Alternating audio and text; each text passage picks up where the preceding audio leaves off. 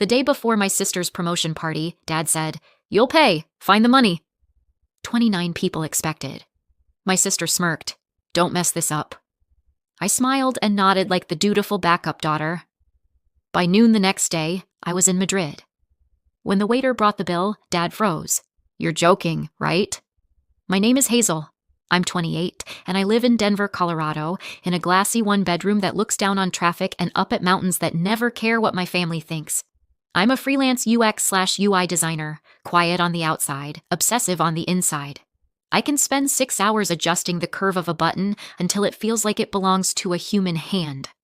My family doesn't understand any of that. They understand status. They understand optics. They understand who gets clapped for and who gets stuck with the check. Dad treats life like a stage. He's always looking for a spotlight that makes him look successful even when the lights are paid for on someone else's tab. My older sister Peyton, 30, polished, loud in all the right ways, is his favorite prop and his favorite audience at the same time. In our family, Peyton is the headline. I'm the fine print. What was normal for us was a simple rhythm. Peyton announced a new milestone, Dad hosted a celebration he couldn't afford, and I covered whatever number embarrassed him the least. Plane tickets, networking dinners, wardrobe splurges, weekend getaways. There was always a reason I needed to be supportive. Mom would soften it with that tired sigh. "Your sister works so hard." And Dad would sharpen it with his favorite blade. "Family takes care of family." I kept paying because I thought peace was love, and love was worth buying. I used to think my softness was the problem. Dad would look at me across the table, eyes narrowing, and say, "You're too sensitive." Peyton would tilt her head like a therapist and add, "You take everything as an attack." But sensitivity wasn't what made me bleed. It was the fact that they kept aiming. When I was 19, Dad borrowed money from my savings to cover a down payment on a car he wanted for client meetings. When I asked when he'd pay it back, he patted my cheek like I was a child. "Don't nickel and dime your father."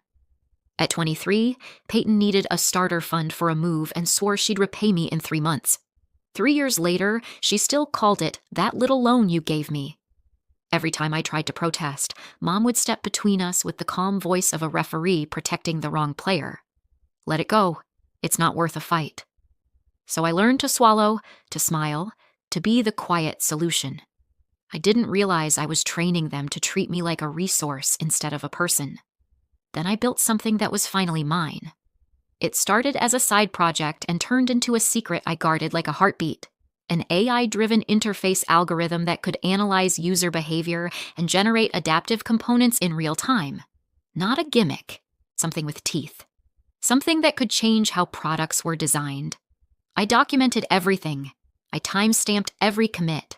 I drafted patent filings. I even had quiet, preliminary talks with a venture fund in Madrid, just enough to know the idea had a market, not enough to trigger the wrong attention. The wrong attention found me anyway, wearing my sister's perfume.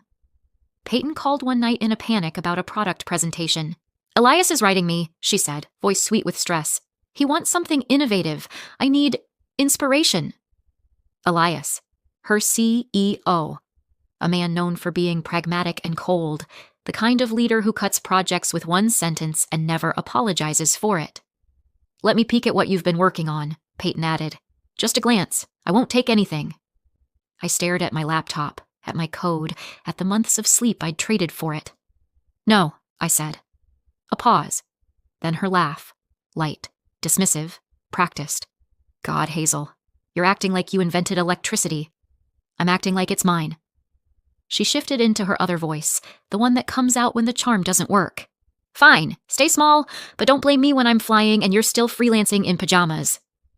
I ended the call, hands shaking, and told myself boundaries were grown up. A week later, I learned boundaries don't matter when the person crossing them grew up watching you fold. I was scrolling through LinkedIn in a coffee shop when I saw a glossy company post, Peyton on a stage, clicker in hand, my exact architecture on the screen behind her. The title was new, but the bones were mine. The language was mine. Even the examples, the ones I'd mocked up at 2 a.m., were there, smiling back at me like a stolen face. And the caption said, "Peyton introduces her breakthrough." My stomach went cold. Then my skin did. Then the world got very quiet, like my body was turning the volume down so my mind could survive the hit. I drove home on autopilot and watched the video again, slower, crueler. She spoke about her work with the confidence of someone who's never been punished for taking. She mentioned long nights and personal sacrifice. She smiled when the room applauded. By the time the video ended, I wasn't crying. I was still. I opened my repository and pulled the audit trail like a surgeon pulling up x-rays. Dates, hashes, screen recordings. I emailed myself copies, then uploaded them to 2 different clouds because paranoia is just experience with better branding. I drafted a short timeline of development and attached screenshots of Peyton's slides beside my original diagrams, line by line, like fingerprints on glass. When I finished, I called Peyton again, not to beg, but to hear her admit it on record. She answered this time, annoyed. "What?" "I saw the post," I said. "Oh." A pause, then a smug little inhale. "So you saw me win." "Did you take my code from my laptop the last time you were here?" I asked. She scoffed. "Don't be dramatic." "That's not an answer." A beat. Then she said, too casually, "You leave your passwords around like you want to be robbed." My stomach twisted. "So you did." Her laugh sharpened. "Hazel, relax. You're acting like I stole your identity. It's just work. Work that will make you rich.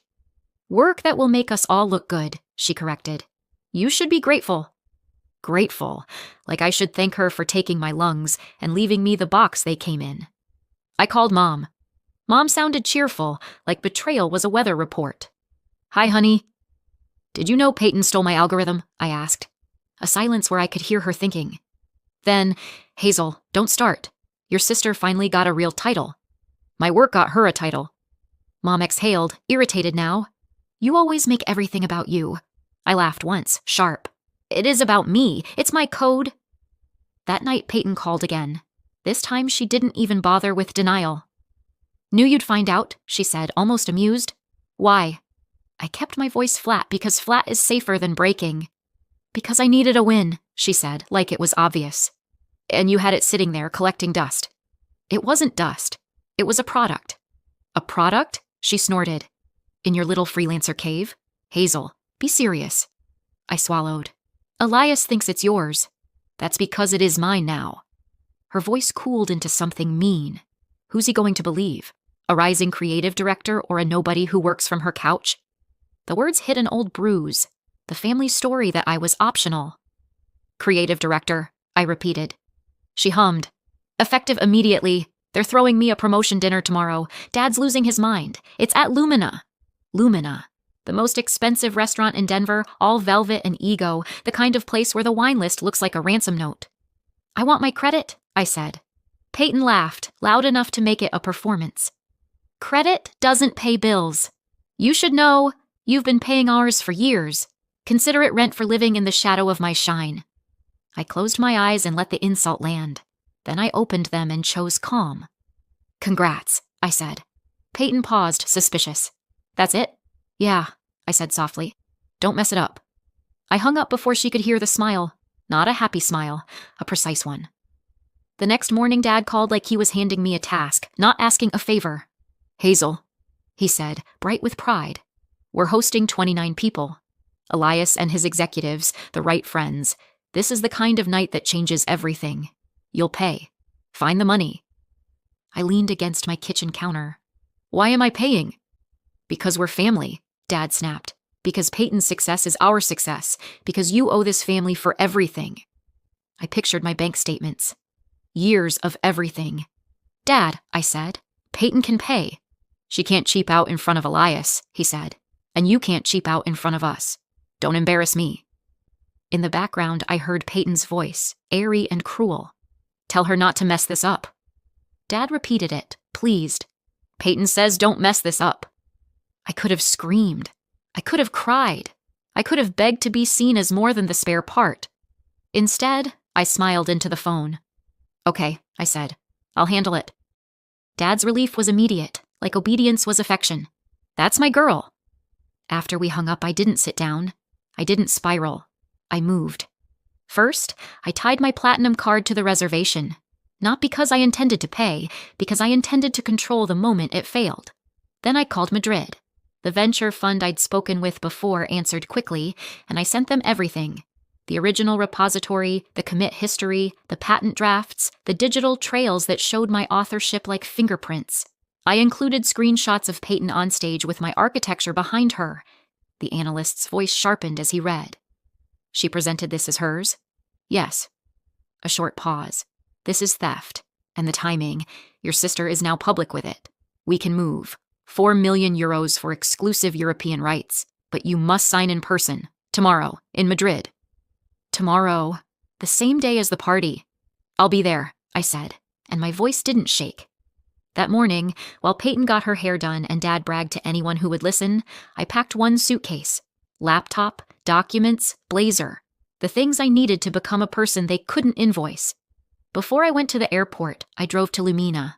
The manager led me to a small office, polite and cautious, the way people are when they smell money and trouble at the same time. I placed a thick envelope on his desk and slid 5 crisp $100 bills beside it. His eyebrows lifted. How can I help you? At the end of the night, I said, do the payment attempt at the table, in front of everyone. No private swipes. No, we'll handle it in the back. He studied me. And the envelope? You hand it to Elias, I said. Only him. You say, Miss Hazel asked me to give this to you personally. The manager's mouth tightened with curiosity. May I ask why? I let a small smile show. Because I'm paying for the show. He nodded slowly, took the cash and said, Understood. Then I went to the airport. At my gate, I opened my banking app and looked at the joint account Dad had persuaded me to share for simplicity. Dad's idea of simple was never having to ask. I transferred every dollar that was mine into my private account. Then I froze the card tied to Lumina. My thumb hovered for one heartbeat, old guilt trying to climb up my throat. Then I thought about Peyton's smirk on that stage. Mom's bored sigh, Dad's command, you'll pay. And I hit confirm. When the plane lifted into the sky, my phone went into airplane mode, and the silence felt like a door locking behind me. Madrid was sunlight and stone and speed.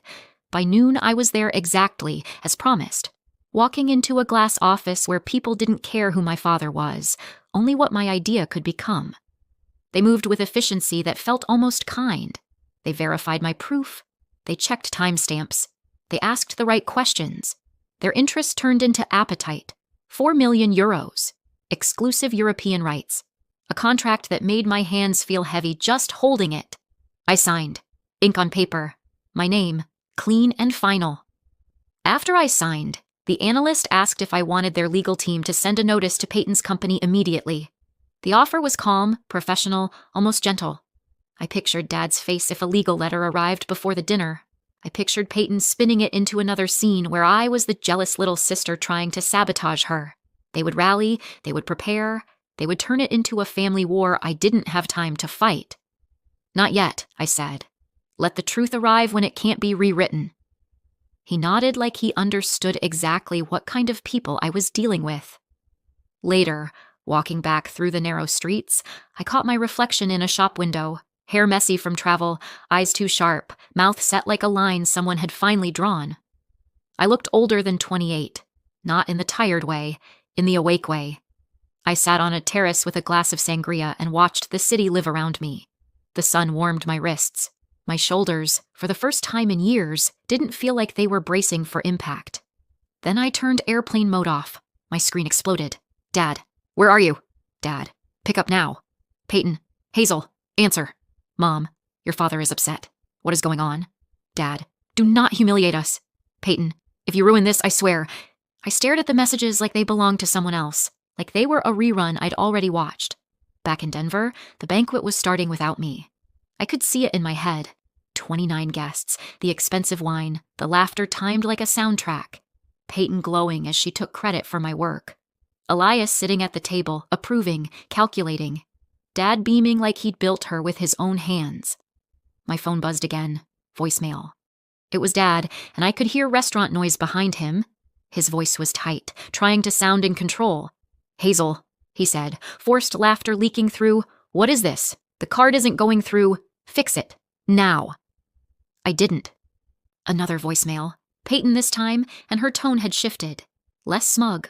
More frantic. Stop, she snapped. Elias is here. You're embarrassing me. This isn't funny. Mom's voicemail followed, breathless. Honey, people are watching. Just handle it. People are watching. In my family, that was always the real emergency. I took a slow sip of sangria and let the sweetness sit on my tongue. Then my phone rang from an unknown number. A text followed. This is Elias. Call me. My heart jumped once, hard. Not fear, adrenaline. I typed instead of calling. I'm in Madrid. Everything you need is in the envelope. 3 dots appeared, disappeared, appeared again. You understand what you've done? Yes, I typed. I do. I imagined the envelope reaching him, the manager's calm delivery, Elias opening it at the table. Inside were notarized timestamps proving the code was mine, copies of patent drafts, a summary of the digital trail, and on top, a copy of my European contract. I'd added one more thing, a yellow sticky note with my handwriting. She stole this from me, and I just sold exclusive rights to your biggest European competitors. Good luck in court with your new creative director. Hazel, I could picture Elias's face reading that. The way his jaw would tighten, not from emotion, but from calculation. From the sudden shape of the lawsuit his company had narrowly avoided, and the liability now sitting across from him in a designer dress, smiling like she owned the room. Peyton would try to laugh it off. She always did. It's my sister being dramatic, she'd say, eyes glittering.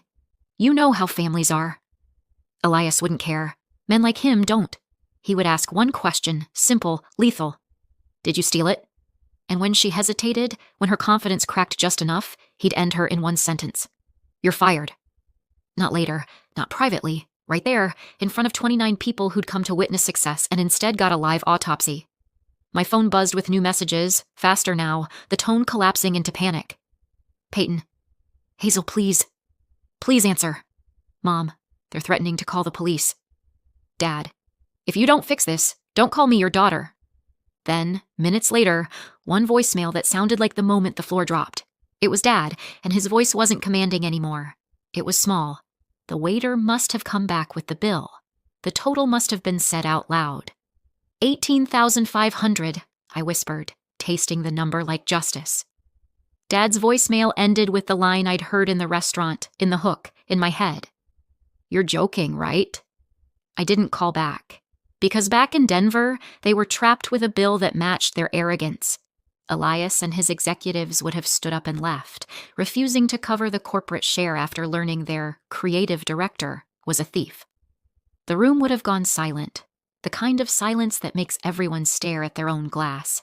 And my family, Dad, Mom, Peyton, would be left with nothing but the check and their own pride, suddenly worthless. When the manager threatened the police, Dad would do what he'd never done before, sacrifice his favorite symbol.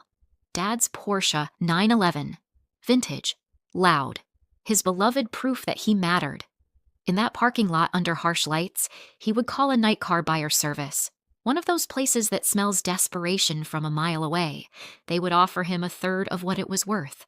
Dad would swallow the insult because handcuffs are worse than humiliation. He would sign the documents with shaking hands, eyes wet, jaw clenched, selling the car he loved more than he'd ever loved my peace. Only then would the restaurant take the payment in cash. Only then would the police stay away. Only then would the night end, with my family standing in the cold, stripped of applause, holding nothing but consequences. In Madrid, I sat on the edge of my hotel bed and watched their messages keep coming, each one more frantic than the last. Peyton, I'm sorry. Okay? I'm sorry.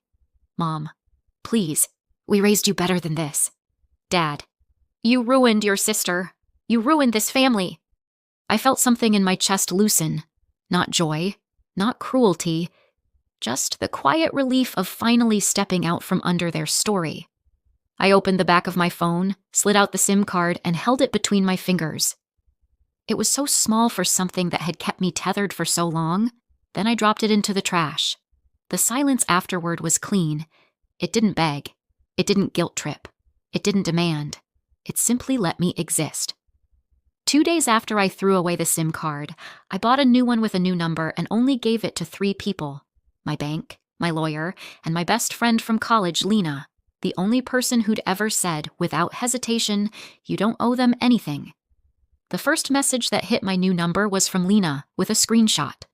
A local business page had posted about the spectacular implosion at Lumina. The CEO storming out, the new creative director fired on the spot, and a middle-aged man in a dress shirt signing papers in the parking lot while a tow truck idled nearby. Under the screenshot, Lena wrote, "You okay?" I stared at it for a long time before answering. "I'm more than okay," I typed. "I'm finally mine." Later, when I thought about what I'd done, I understood the real revenge wasn't the failed card swipe or the public firing or the Porsche sale, though those were satisfying in the way reality sometimes is. The real revenge was signing my own contract under Spanish Sun while they learned, finally, that blood doesn't entitle you to someone else's talent. That family isn't a permission slip to steal, and that the person who always pays can, one day, simply stop and watch the parasites panic when the free ride ends. If there's a moral, it's this. Sometimes the loudest no is a quiet success, and the best apology you'll never get is watching them pay their own bill.